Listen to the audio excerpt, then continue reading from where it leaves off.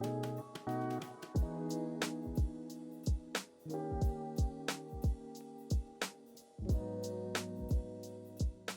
ask people what makes it difficult to form deep friendships with someone of another race. And it's kind of a pointed question, so I'm asking this question to black people and knowing that their answer is going to be about white people.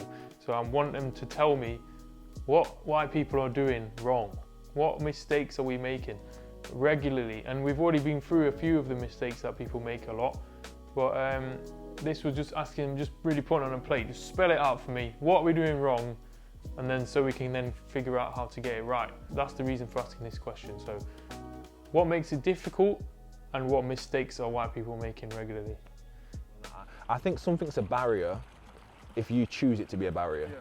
So for me, the only thing that could kind of interfere with me being friends with someone is if they completely denied the fact that people are treated differently because of their race and where they're from, anything like that, what they believe in. If you're saying, if I've got person A that's white and person B that's black and you say they're not treated differently because of the colour of their skin, then I'm just going to be like, well, you're wrong. So I don't really, like, it's true. Different ethnicities have different cultures, and sometimes people don't get it, or say, especially when you're younger, people say rude things, they say ignorant things, like people will laugh at the way that people do things. So I think there can be some barriers in the way. I remember, so I went to a festival a year ago, no, 2 years ago, that was a while ago. I went with some my friends' friends, and then there was this black girl there, and she's the only black girl with our group. And I remember oh yeah, I'm quarter Jamaican, and she's like, you don't look it. And it was for me, I was trying to I don't know, because it could have come across completely differently to her. She could have thought that I was just she was a token black girl, and I was trying to get in with her through race. I don't know how it came across to her, but I wasn't trying to do that at all. Oh wow, you really don't look it, and or I have had black people question it a fair bit before. I'm okay with people questioning it because I know I can support it, and it's who I am. So it's not going to be something I'm going to struggle to explain, I don't feel. Like I said, it's the fact that a lot of them don't want to learn. A lot of them don't want their privileges checked. A lot of them want a very shallow friendship. And we're getting to a point now where my friendships can't be shallow anymore. I feel like it's difficult because until you get to a point where you want your privilege checked as a white person, there's only a specific level that you're going to get to with your black friends. I think for me, I've had a lot of times when I've spoken to white people, I've heard them sometimes repeat stuff they may have heard maybe a black person say, and then say to me, well, a black person, they just said it, it's okay. And I always say, even though they've said it, that doesn't mean it's okay anyway, but that doesn't mean you have to be very careful what comes out your mouth. You've got to know exactly what you're saying. Right. If you don't understand what it is, just don't say it. Maybe just dialect choices or through little slips of the tongue, like another classic I had, which I soon had to adopt, was my nan would always refer to me. She'd be like, oh, you're being like a cheeky little monkey, yeah? And she would say that all the time. And I remember coming to London, and I had a friend, a black friend, and I was talking to him, and he said to him cheeky, I was like, stop being a cheeky little monkey, man. And his face, he just changed and switched and was like, what the fuck did you just say to me? I was like, whoa. And then in my head, I realized the two separate, do you know what I mean? A comment which never had that meaning to me before. And then, yeah, I very quickly realised, and again, something I've never said since. Please don't touch our hair. We hate it. I hate it. I speak for everyone when I say we don't like that. Yeah, don't fist bump me when you just shook your white friend's hand and then you now want to fist bump me. No, I want a handshake as well, please. And don't try and drop slang, like any sort of ebonics or any sort of, anything like that, assuming I'm going to understand. Don't do that, please. Don't say the N-word either. Please do not. Even if you are my white friend, yeah, and you do listen to music that has N-word in it, please don't say it. I personally don't like it. Yeah, don't. This is just a few mistakes. Good advice. Yeah. I think it's sound advice. Pretty solid sound advice. Can't really go wrong if you don't say that. There's more stuff, but it's just that those few. Let's start with that first. Yeah. If you need support in learning this, I'll help you. But if once I give you that support and you're still refusing to hear, that's where the barrier goes up again. I think when I'm initially forming friendships with white people, I think there's sometimes some unsaid sort of like prejudices maybe towards how they perceive me and what they think of me and what they who they think I am as a person before they've gotten to know me. I think that just stems from just looking at the colour of my skin and just making assumptions of who I am, if that makes sense. So yeah, it does become a barrier often, which is a shame, because I think once people get to know each other, I think they can see past those barriers, but initially, yeah, it does. The mistakes would be like assuming that I'm white, maybe things that they say, assuming that they need to impress me, or I don't know, anything like that. Making comments like, oh, I'm quarter Jamaican, they're like, straight off the bat with the stereotypes.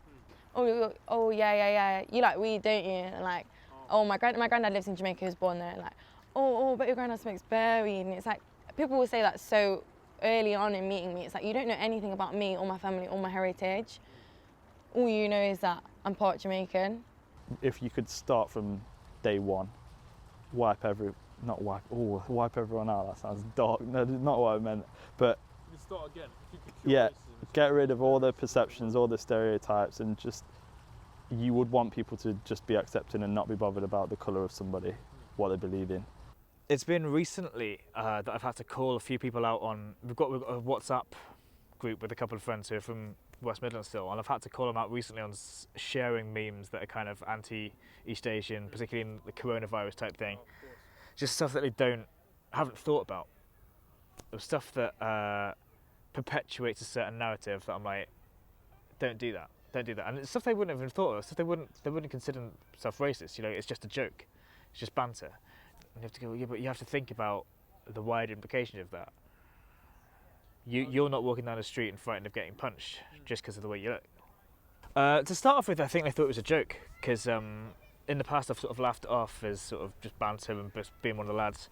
And eventually I went, no, actually I'm not kidding. I want you to do the reading up on this and why you can't say stuff like Kung Flu or whatever the meme was. And I sort of sent them a couple of links to it, and I said, I'm not here to educate you, but here are the links. This is the reason why I'm saying these things. So go away and do the reading. Which first thing they did.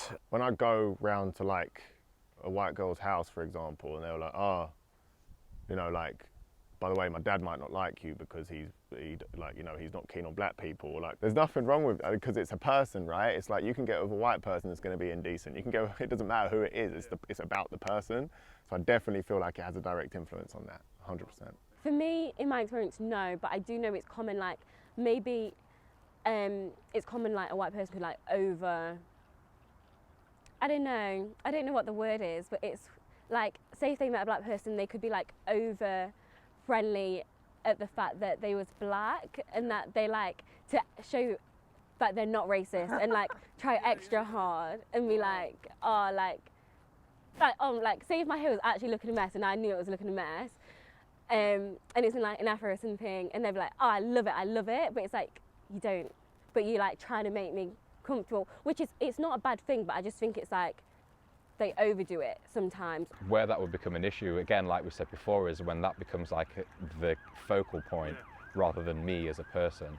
I love talking about my heritage and explaining it and talking about that kind of stuff, but at the same time, when people get really fixated on it before really getting to know you, they get hung up on, also, how come you're not as light as, you know, how come you have this name but you look like that? Yeah. Oh, so you love smoking weed? Yeah, that's it. Oh, so you love smoking weed? Or like, oh, 420 next month, like, and it's like, I don't know, because I feel like it's like what I said before, like trying to like impress me with it. Like, not like, impress might be the wrong word, but like almost like they're trying to be relatable with me. That's the first thing they can think of, but it's like, but then if I meet a black person and I tell them I'm Jamaican, they're like, oh, like, what part of Jamaica are you from? Like, where's your granddad from? It's in like a common interest. They're like, oh, yeah, I've got family here.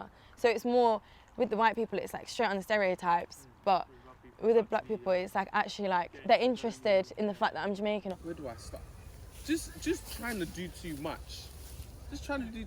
Like, for the most part, from what I've seen anyway, like, my community of black people, we're very welcoming, very inviting.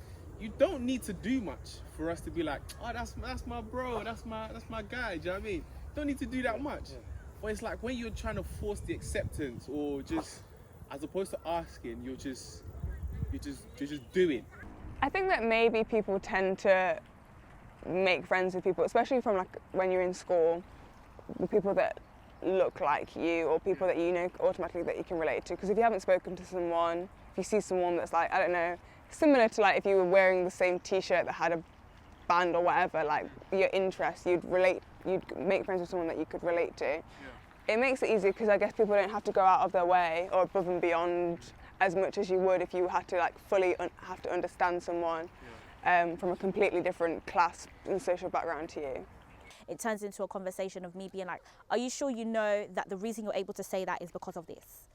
And I find that's what it tends to happen with white friends. It's never just easy conversations. And sometimes I don't want to have a difficult conversation. Sometimes I just want to be able to talk about why this happened the way that this happened. That's it. And I feel like that's why it's so easy with black people and maybe not so easy with people of other colours. When they say stuff, I'm just like, are you sure you understand like just how deep what it is that you've said is? And I kind of find myself I feel like I have to constantly correct them. If it's not in like a comical sense, I feel like I have to constantly correct whatever it is that they're saying. So I can't just ever meet a white person and just have like a deep conversation straight away. If it isn't, let's say, school or university or a club or something, you have to make an effort to go out of your own bubble to meet people of a different background, a different race. I don't know if it's a certain stepping outside of your comfort zone to meet someone different, but then again, you're also kind of drawn to what's different. If the question was more like, you know, why would I say I have a deep, meaningful friendship with a white person rather than like a black person or another, do you know what I mean, another race, then I'd say just because of where I grew up. I had a way greater chance to meet someone who was white and had similar interests to me, who we bonded with, because of where I come from is 99.9% white. I think now more than ever, we have to be intentional in getting to understand the person. For example, I'll give you the example of my wife. So she's white. I had very intentional conversations and like created the expectation that, you know, when we get together, there are certain things, especially for our children, that we have to come into agreement with. So like culturally, like we have to be aligned. And I think that is the same kind of friendship. I think that, you know, having those blocks and barriers in place, that's why some people you tend to find will marry their own.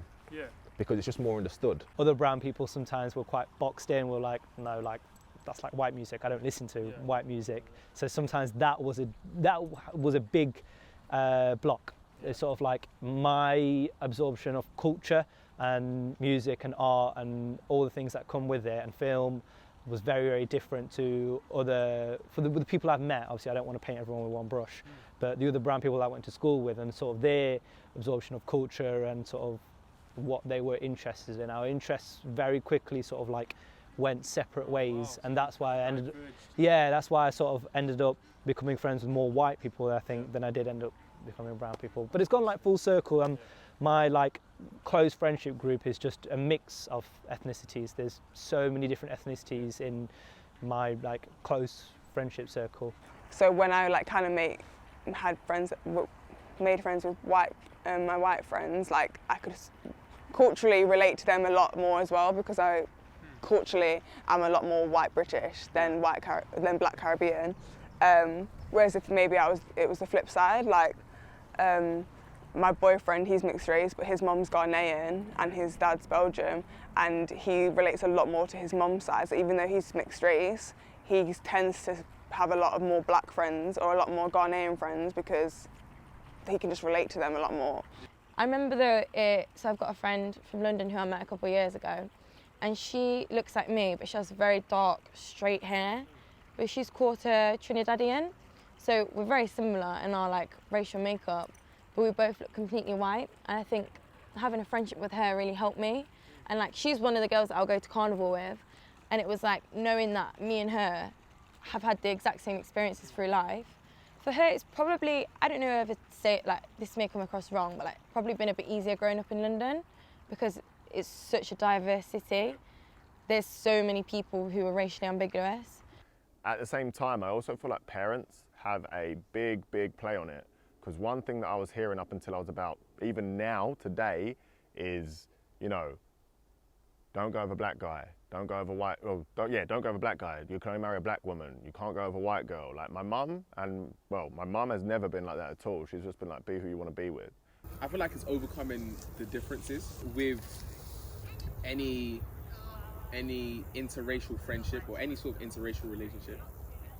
You're always going to have to go through growing pains where there might be misunderstandings, there might be disagreements, but again, it's only going to further strengthen your friendship when you do come out on the other end. You know what I'm saying? You're going to go through bits where you don't disagree. Oh yeah, I do things like this, you do things like that. Oh yeah, well, this offends me, that offends me. You need to work out the kinks and like straighten up the line before it's like, okay, cool, this is what we're doing. You set the tone for the relationship, for the friendship. It starts off with just listening and communicating, you know? Like actually hear what I want to say, like actually understand it. Like I might not agree, and I feel like a lot of us are very closed-minded. You need to be more open-minded. It's like, cool, let me hear your side of the story first before I make up my mind. Do you know what I mean? Yeah. If I was to give advice, is that, you know, to educate yourself, to have conversations and to not be afraid. Like as humans, we are more united and we have more similarities than we actually realize. I feel like it's more about the want rather than anything. It might be like, oh, this person's black or they're of a different color, we don't want to be with them. So it's more from a one-sided perspective. I guess it comes down to like depending on how understanding they can be of each other and whether you want, like whether people are open to having a friendship with someone from a different ethnicity and being able to understand and like being respectful of their culture. It has to be a 50-50. It can't be, I'm going to teach you and you're going to learn. It has to be willingness to learn. Yeah. And as much as I may know black culture, I don't know the Asian culture as much as somebody else, or I may not know the white culture as much as someone else, and I have to be willing to learn as well. But I think if I met her now at uni, I wouldn't have time for it to be explaining to a stranger. There was a term I used which I never knew was wrong, and it was a term of like, I remember we started talking about race with her sort of thing, and I used the words half caste, right? Which was a normal dialect choice. Like that was if my parents or whatever, I can't even remember when I'd used it, but it was a term I had. And I remember saying that in a conversation, that conversation very quickly switched to the point where I'd never known it was bad, and she explained why. You're going to learn by actually just listening. Yeah. Let's have a dialogue about it. Okay, cool. Black people feel like this. Explain to me. Cool. We get this. We get disproportionately arrested more than white people. We for similar crimes we serve more time. We die more in police custody, etc., etc. The biases in the workplace, etc. Once you start listening, it's like, okay, like this is actually, do you know what I mean? But if you just closed off to it, it's like you're actively being ignorant. Growing up, I didn't listen to a lot of white music either, because it's just the house that I was in, and this is going back to the friendships thing. And once I started going to secondary school, just this explosion of all this music that I'd never heard in my house, and my friends were playing for me, I had heard in music class or something, and I just couldn't get enough of it. I was like, this is incredible. Like, personally, I'd rather you ask me. Yeah. I'd definitely rather you ask me. Like I'm saying, I don't expect anything, but just at least try. As my friend of a different race, at least try and understand me. You know what I'm saying? And this is just on just a human level. Just trying to understand. I ask like loads of questions to my black friends because I'm really passionate about black culture and sort of like what sort of the impact it has upon me as a person, and sort of like the things I sort of like sign up to, the things I subscribe to, things I consume actively.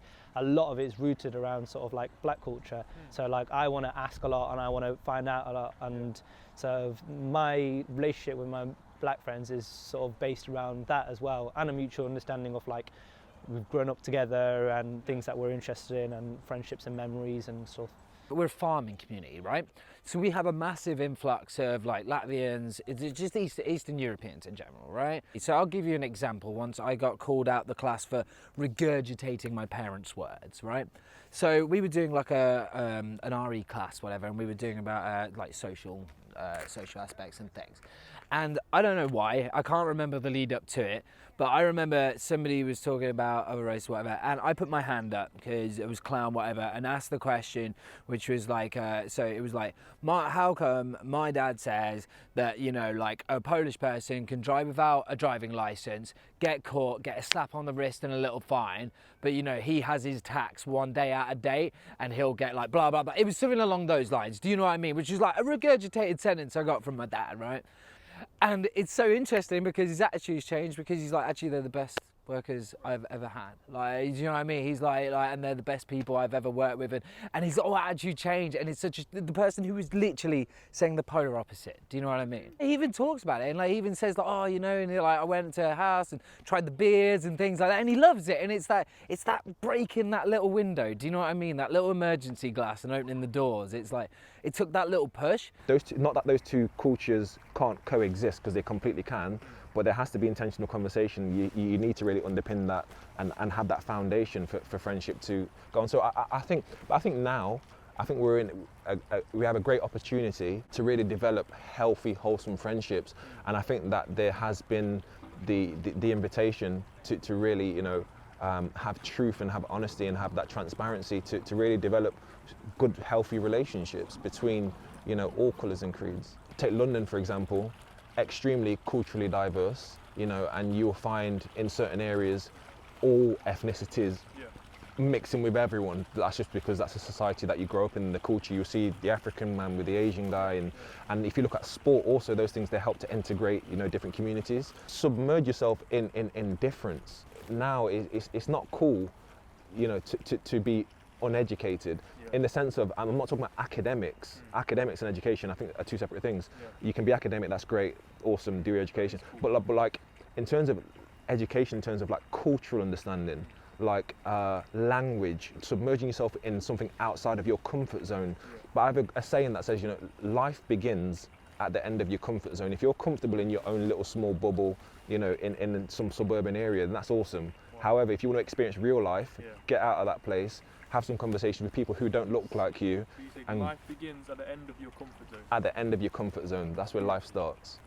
That would be my my 2 pence worth. I've been speaking to the leadership team at my school that I'm about to leave, and they've been asking. And one thing that I mentioned is that I've been there for 10 years, and I've never seen anybody of a BMA, AME, or somebody that looks like myself in the leadership team. Right.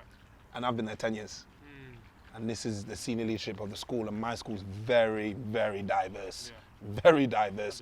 My advice is just, it might sound a very plain and basic thing, but just approach them like you would a white person. Ask them the same questions that you would ask a white person. What, you know, who are they? You bond over interests, like a lot of us humans do, and then as you get closer and as you realise whether you two are compatible as friends, then you can probably start to venture off into exploring the differences in cultures. If you're exposed to a lot of different cultures at a young age, part of it probably is just bred into you not to kind of get fixated on race and ethnicity and identity, and just be friends with who you're friends with.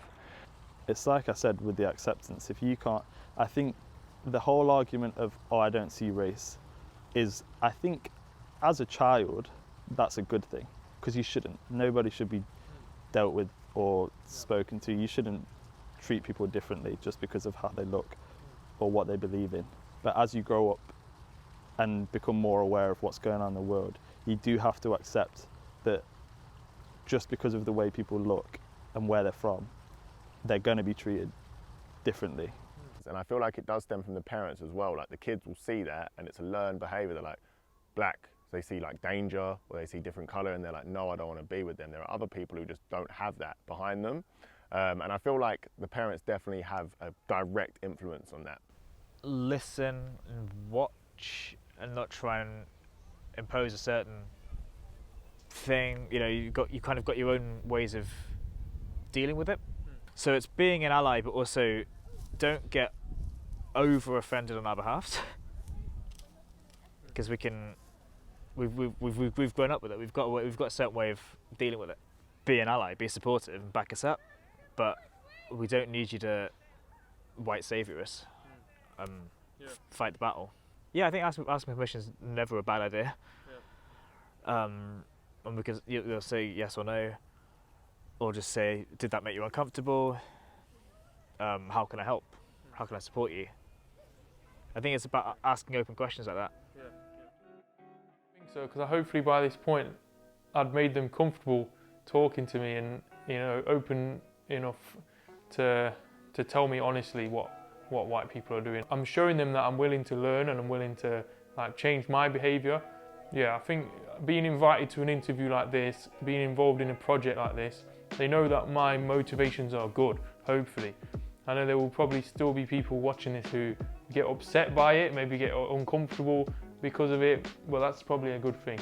I'm assuming at this point in the interview they trusted me enough to open up in this way. One of the things that surprised me was when people were saying that white people are just doing too much.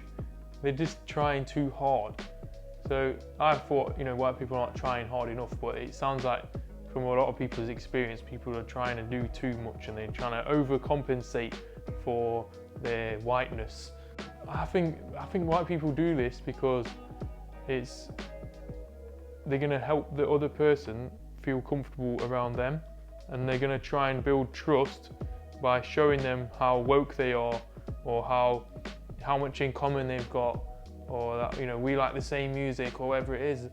I think if you do too much in any friendship, regardless of race, if you try too hard, it's going to make it uncomfortable and it's going to make it unnatural, and you're not going to be able to form a connection with someone. But when you throw race into the mix, it just gives white people something to focus on, and they kind of get over-fixated on race, where they should just be looking at the person as a person and they're focusing on that instead. So I think that's where we're going wrong.